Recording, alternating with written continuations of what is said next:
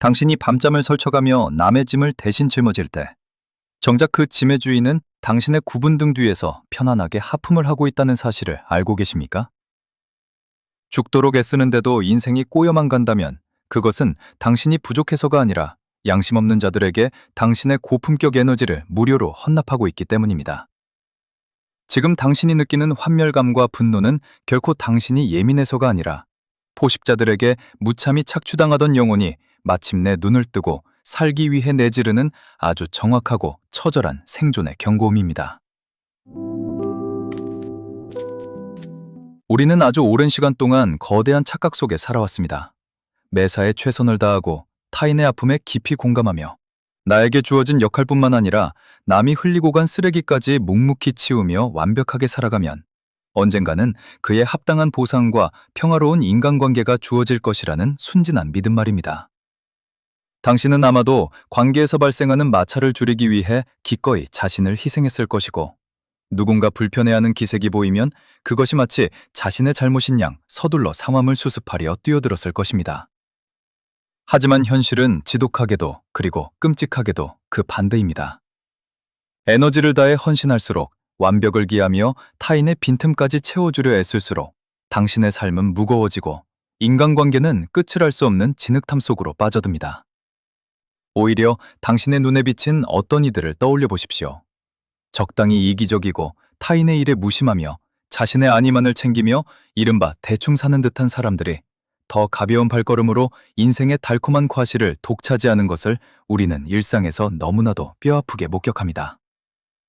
대체 왜 이런 부조리한 일이 벌어지는 것일까요? 왜 선하고 지능이 높은 당신의 삶은 갈수록 고단해지고 무책임한 자들의 삶은 갈수록 평온해지는 것일까요?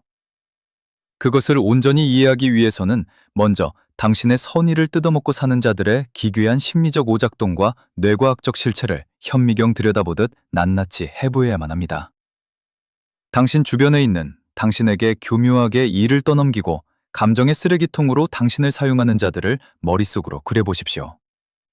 그들의 행동을 단순한 성격 차이나 도덕적 결함으로 치부해버리면 당신은 영원히 이 착취의 굴레에서 벗어날 수 없습니다. 뇌과학의 관점에서 바라볼 때 인간의 뇌에는 전대 삼피질이라는 부위가 존재합니다. 이 부위는 우리가 신체적인 고통을 당할 때 활성화되는 곳이기도 하지만 타인에게 거절당하거나 사회적인 통증을 느낄 때도 동일하게 비명을 지르는 곳입니다. 놀랍게도 타인의 에너지를 착취하는 자들의 전대 상피질은 당신의 우수함, 당신의 도덕적 우위, 당신의 그 선량함을 목격할 때 심각한 통증과 타는 듯한 고통을 느낍니다. 결핍으로 가득 찬 그들의 자아는 당신의 높은 지능, 눈부신 성실함, 그리고 타인을 포용하는 넓은 공감 능력을 거울 신경세포를 통해 있는 그대로 아름답게 받아들이지 못합니다. 그 찬란한 빛이 오히려 자신들의 끔찍한 초라함과 무능력을 적나라하게 비추는 강력한 탐조등으로 작용하기 때문입니다. 그들은 당신 곁에 있을 때마다 무의식적인 열등감에 시달리며 이 심리적 통증을 마취시키기 위해 아주 기괴하고 원초적인 생존 본능을 발동시킵니다. 심리학에서는 이 잔혹한 방어 기제를 투사적 동일시라고 명명합니다. 투사적 동일시란 무엇입니까? 그것은 자신들이 도저히 감당할 수 없는 불안, 무능력, 수치심이라는 오물을 견디지 못하고 그것을 가장 수용력이 뛰어나고 선한 타인, 즉 당신의 무의식 속에 강제로 쑤셔놓는 끔찍한 폭력입니다. 그들은 은근슬쩍 자신의 책임을 당신에게 전가합니다. 교묘한 말장난으로 당신이 죄책감을 느끼게 만들거나 자신이 불쌍한 피해자인 척 연기하며 당신의 동정심을 자극합니다. 그리고 당신이 그 짐을 기꺼이 떠맡아 쩔쩔매고 스트레스에 짓눌려 고통받는 모습을 볼 때 그제야 그들의 뇌는 안도의 도파민을 분비합니다. 당신이 무너지는 모습을 보며 그들은 마음의 위안을 얻는 것입니다. 저는 이것이 단순한 이기심의 수준을 넘어섰다고 단언합니다. 이것은 스스로의 힘으로는 자신의 자아를 온전히 유지할 수 없어서 타인의 맑은 영혼을 파먹으며 기생하는 소름 돋는 심리적 흡혈 행위이자 생존을 위한 기괴한 오작동일 뿐입니다. 그들은 결코 당신의 헌신에 고마워하지 않습니다. 오히려 당신을 성공적으로 착취했다는 사실에 쾌감을 느끼며 다음번에는 더 깊숙이 당신의 에너지를 빨아먹기 위해 더욱 정교한 덫을 놓을 것입니다. 그렇다면 여기서 우리는 뼈아픈 질문을 하나 던져야 합니다. 세상에 수많은 사람이 있는데 왜 하필 지능이 높고 선한 당신이 이런 잔혹한 포식자들의 완벽한 표적이자 사냥감이 된 것일까요? 이 질문에 답하기 위해서는 가해자를 향하던 시선을 거두어 당신 내면에 깊숙이 자리 잡은 치명적인 심리적 함정을 직면해야 합니다. 당신은 아마도 아주 어린 시절부터 타인의 감정을 기민하게 읽어내고 상황을 통제하려는 성향이 강했을 것입니다. 평균 이상의 높은 지능을 가진 사람들은 필연적으로 상상력과 예측 능력이 비상하게 뛰어납니다. 그래서 눈앞에 닥친 문제나 타인의 미세한 불편함을 남들보다 훨씬 더 빨리 캐치하고 그것을 결코 그냥 지나치지 못합니다. 당신의 뇌는 타인의 문제를 인식하는 순간 그것을 타인의 문제가 아니라 내가 나서서 해결해야만 하는 과제로 착각하는 치명적인 오류를 범합니다. 그리고 당신 스스로 과잉 책임감이라는 아주 무겁고 날카로운 갑옷을 입어버립니다. 여기에 어린 시절부터 주입된 착한 사람이 되어야 한다는 압박감, 혹은 내 주변의 모든 사람에게 인정받고 쓸모있는 존재가 되어야 한다는 거짓 자아가 결합되면 비극적인 서사는 완벽하게 완성됩니다. 당신은 타인의 서사까지 대신 써주며 완벽한 해피엔딩을 만들어주려 고군분투해왔습니다. 상대방이 마땅히 스스로 부딪히고 깨어지며 겪어야 할 시행착오와 성장의 귀중한 기회마저 당신의 그 알량한 선의가 대신 가로채어 당신의 뼈를 깎는 고통으로 해결해 주었던 것입니다. 깊은 무의식의 기저에서 당신은 통제력의 환상과 오만에 빠져 있었던 것입니다. 하지만 심리철학자인 저는 오늘 당신에게 세상에서 가장 단호하고 냉철한 언어로 말씀드려야만 합니다. 당신의 그 눈물겹고 숭고해 보였던 헌신은 사실 타인을 망치고 당신의 영혼을 철저히 갉아먹는 세상에서 가장 비효율적이고 파괴적인 선택이었습니다. 당신이 타인의 모든 것을 완벽하게 책임지려 애쓸수록 당신의 삶은 타인의 무능력을 무한대로 흡수하는 거대한 심리적 블랙홀이 되어버립니다. 그래서 우리는 이제 철저하게 삶의 궤도를 수정해야만 합니다. 당신의 꼬인 인생이 마법처럼 풀리기 위해 당신이 선택해야 할 유일하고도 가장 강력한 길은 역설적이게도 애쓰는 것을 당장 멈추고 타인의 기대에 한없이 대충 부응하는 것입니다. 오해하지 마십시오. 여기서 말하는 대충 산다는 것은 인생의 목표를 잃고 나태해지라는 의미가 결코 아닙니다. 내 영혼의 에너지를 갉아먹는 외부의 쓸데없는 잡음과 내가 짊어지지 않아도 될 타인의 짐에 대해 철저하게 스위치를 꺼버리고 오직 나 자신의 성장과 평온함에만 완벽하게 이기적으로 집중하는 최고 수준의 고도화된 에너지 보호 전략을 뜻합니다. 이제 당신의 일상과 직장, 그리고 수많은 인간관계의 전쟁터에서 이 기생충들의 접근을 완벽하게 차단하고 우아하게 당신을 지켜낼 3가지 실전 방어 기술을 아주 구체적으로 제시하겠습니다. 첫 번째 방어 기술은 정보의 비대칭성을 교묘하게 활용한 백지화 전략입니다.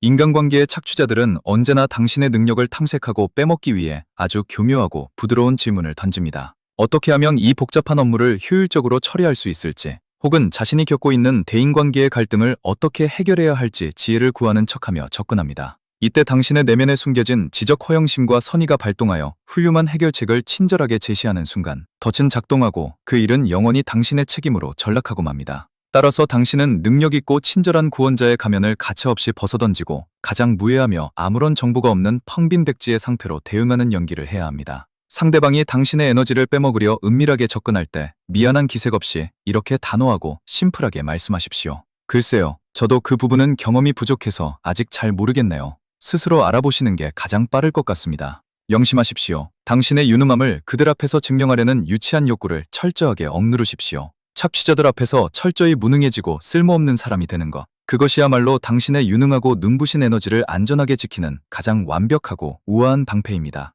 두 번째 기술은 사실 반사와 5초 침묵의 법칙입니다. 관계의 포식자들은 당신이 마음이 약해 거절하지 못하는 성격이라는 것을 본능적으로 냄새맡고 은근슬쩍 선을 넘거나 아주 뻔뻔하고 부당한 요구를 툭 던집니다. 이때 많은 선한 사람들이 당황하여 어색하게 웃어넘기거나 거절하기 위해 구차한 변명을 늘어놓습니다. 절대 그러지 마십시오. 변명은 약자의 언어입니다. 그들이 무례한 요구나 은근한 가스라이팅을 던진 직후 당신은 상대방의 눈을 정확히 똑바로 응시하며 정확히 5초 동안 어떠한 미동도 없이 침묵해야 합니다. 이 5초의 진공 상태와 같은 고요함은 상대방의 뇌에 엄청난 심리적 압박감과 공포를 주어 스스로 자신이 내배운 무례함을 직면하고 당황하게 만듭니다. 그리고 길었던 5초가 지난 후 분노나 당황스러움 같은 감정을 완벽하게 배제한 아주 건조하고 사무적인 목소리로 그들의 숨은 뻔뻔한 의도를 사실 그대로 거울처럼 반사하여 질문하십시오. 지금 본인의 업무를 저에게 대신 처리해달라는 뜻으로 들리는데 제가 제대로 이해한 게 맞나요?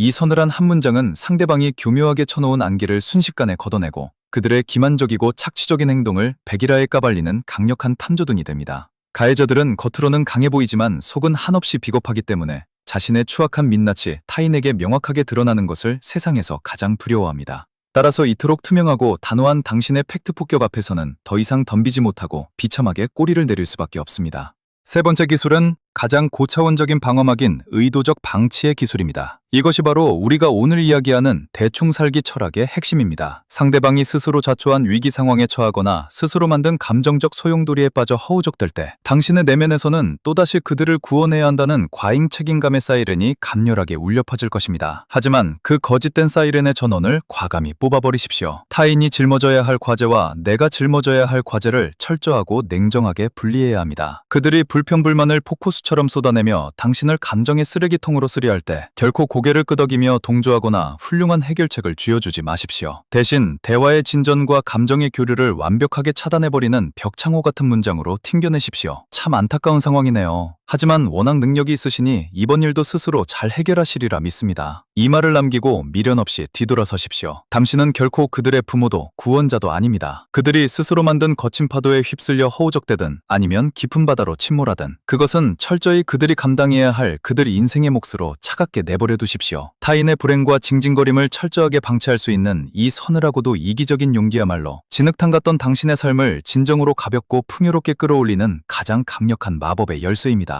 오늘 우리는 아주 깊고 긴 시간 동안 왜 당신의 그 눈부신 완벽주의와 고귀한 과잉 책임감이 오히려 타인의 끔찍한 착취를 불렀는지, 기생충 같은 그들의 뇌가 어떻게 당신의 빛을 질투하고 에너지를 빨아먹는지, 그리고 타인의 시선을 무시하고 의도적으로 대충 살며 남의 짐을 가차없이 돌려주는 것이 얼마나 강력하고 우아한 자기 보호의 무기인지 철저하게 해부하고 증명했습니다. 당신은 더 이상 무의식적인 헌신과 선의로 자신의 영혼을 무참히 갉아먹히는 나약한 피해자로 살아갈 이유가 없습니다. 제가 오늘 말씀드린 이 단호한 방어 기술들을 일상에 적용하고 타인의 기대에 완벽하게 부응하기를 멈추며 대충 살기 시작한다면 분명 조만간 당신을 겹겹이 감싸고 있던 수많은 인간관계가 우수수 떨어져 나갈 것입니다. 그들은 당신이 변했다며 이기적이라고 비난하거나 더 이상 빼먹을 에너지가 없어진 당신을 향해 냉정하게 침을 뱉고 뒤돌아설지도 모릅니다. 하지만 그 순간이 오더라도 결코 두려워하거나 상처받지 마십시오. 저는 오히려 그 불필요한 관계의 끊어짐을 열렬히 그리고 기립박수를 치며 축하하고 싶습니다. 위대한 철학자 쇼펜하우어는 인간의 관계를 혹독하게 추운 겨울날의 고슴도치 무리에 비유하며 서로의 체온을 구하기 위해 너무 가까이 다가가면 결국 서로의 날카로운 가시에 찔려 피를 흘리게 된다고 통찰했습니다. 상처받지 않기 위해서는 반드시 적당하고 서늘한 거리를 두어야 한다는 진리입니다. 또한 철학자 니체 역시 인간이 진정한 초인으로 거듭나기 위해서는 의미 없이 웅성거리는 대중의 시끄러운 소음과 값상 위로에서 벗어나 스스로 험난한 고독을 선택해야만 한다고 역설했습니다. 당신의 주변에서 인맥이 줄어들고 홀로 남겨지는 것은 결코 당신이 사회적으로 실패했거나 도태되었다는 뜻이 아닙니다. 그것은 타인이 함부로 버린 오물과 감정의 찌꺼기로 얼룩졌던 당신의 고단한 삶이 비로소 깨끗하게 정화되고 있다는 가장 확실한 증거이며 당신의 자아 밀도가 그 어느 때보다 촘촘해지고 인격이 완전한 독립을 이루어가는 아주 위대하고 고귀한 자발적 유배의 아름다운 과정일 뿐입니다. 진정한 영혼의 자유는 더 이상 잃을 것이 없는 철저한 고독 속에서 타인의 목소리가 아닌 오직 나 자신의 규칙적인 숨소리에만 온전히 집중할 때 비로소 화려하게 피어납니다. 지금 당장 당신의 여린 어깨를 무자비하게 짓누르고 있는 타인의 무거운 짐을 땅바닥에 가차없이 내동댕이 치십시오. 그리고 가장 홀가분하고 가벼운 발걸음으로 당당하게 돌아서는 그 경이로운 순간 비로소 세상 그 누구도 함부로 침범할 수 없는 당신만의 찬란하고도 압도적인 진짜 당신의 위대한 인생이 폭발적으로 풀리기 시작할 것입니다.